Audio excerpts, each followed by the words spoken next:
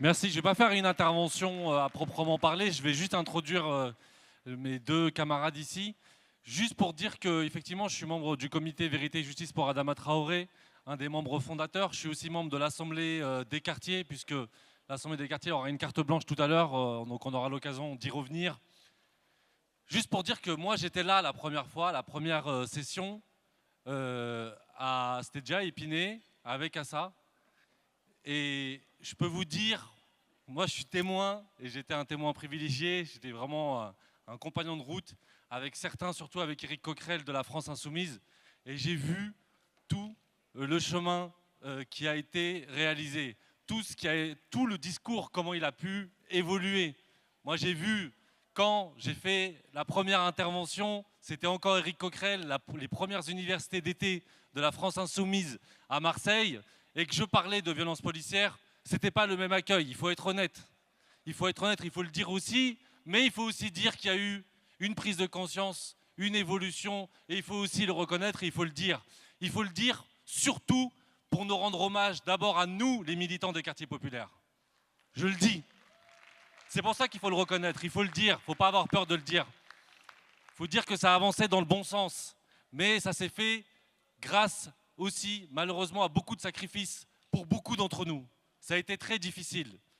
Beaucoup de gens que vous ne voyez pas, beaucoup de visages dont vous ne soupçonnez même pas l'existence, qui ont participé à cette évolution positive dans le champ politique de toute la gauche.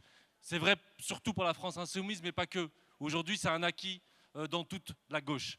Donc si la France Insoumise, aujourd'hui, a ce discours-là, si Jean-Luc Mélenchon porte certains thèmes dans ses discours, c'est aussi parce qu'il y a eu un travail militant, un travail de l'ombre, un travail acharné de ceux qui n'ont rien lâché, parfois depuis les années 2000, depuis le début des années 2000, mais certains depuis les années 90, d'autres même depuis les années 80, qui n'ont jamais rien lâché sur ces questions-là pour qu'elles deviennent des priorités à gauche. Et avec ça, on s'est dit, qu'est-ce qu'on va faire de toute cette histoire ? Qu'est-ce qu'on va faire de tout cet héritage? Est-ce qu'on va toujours rester dans l'ombre? Est-ce qu'on va toujours rester dans le couloir comme ça? Non, il faut apparaître, il faut prendre les devants. Et notamment, cette histoire-là, il faut la transmettre. Et j'en viens à mes deux camarades. C'est pour ça qu'on a créé cette fondation, la fondation Assa Traoré, pour pouvoir se donner les moyens de former une nouvelle génération de militants des quartiers populaires, des cadres politique des quartiers populaires, pour qu'ils puissent être candidats, pour qu'ils puissent être des élus municipaux, pourquoi pas des députés, pourquoi pas des sénateurs, mais aussi pour qu'ils puissent être tout simplement des acteurs de leur vie et surtout du changement des conditions de vie dans les quartiers populaires. Donc, je donne la parole, je vais commencer par Dania, et ensuite, ce sera Eddy, ils vont se présenter rapidement, et après, Assa Traoré va prendre la parole. Merci à toutes et à tous.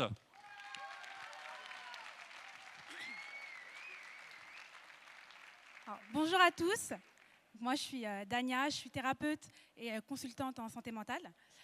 J'ai intégré Génération Leader il y a 1 an maintenant parce que je cherchais un espace où je pouvais exprimer, partager mes idées, apprendre aussi tout en étant moi-même. Car lorsqu'on est une femme en France et qu'on porte un foulard, beaucoup de portes nous sont fermées. Les portes de l'espace public, les portes de l'espace privé, les portes de l'espace politique. Et malheureusement, nos voix sont de moins en moins entendues, elles sont invisibilisées. À Génération Leader, on travaille d'abord sur notre posture de leader, notre leadership, sur notre authenticité, sur notre capacité à prendre la parole en public. Et à travers cette formation, j'ai pu repartager mes préoccupations sociétales, entendre aussi et partager celles d'autres personnes et reprendre ma légitimité. Grâce à la formation, j'ai pu exprimer à nouveau ma voix. J'ai été aux universités d'été de la France Insoumise, où j'ai pu intervenir rapidement et présenter la formation. Et c'est des choses qui étaient devenues inaccessibles, voire inimaginables. Donc aujourd'hui, en France, malheureusement, on est de plus en plus invisibilisés. On veut même nous éloigner des écoles où vont nos enfants, alors que la transmission, elle est importante. Et qu'est-ce que vont penser nos enfants, justement, qu'on nous éloigne de ce dernier espace où on peut exister en tant que femme qui porte le foulard. Aujourd'hui, je voudrais remercier M. Éric Coquerel qui nous a invités. Je remercie également Assa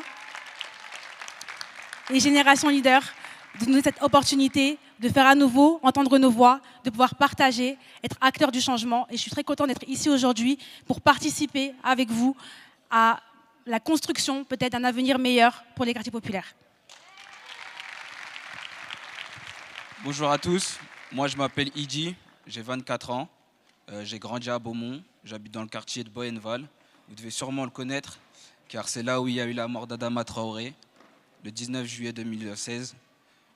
Au jour d'aujourd'hui, je suis devant vous car au moment des faits, j'avais 16 ans et aujourd'hui j'en ai 24.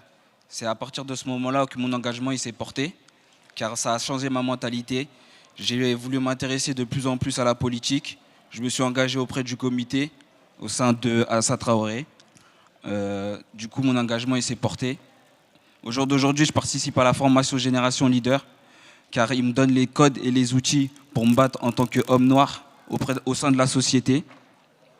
Et je remercie Assa. Je remercie Assa et tout le monde qui est là au jour d'aujourd'hui. Car c'est grâce à vous, aujourd'hui, qu'on peut changer, qu'on peut tout changer.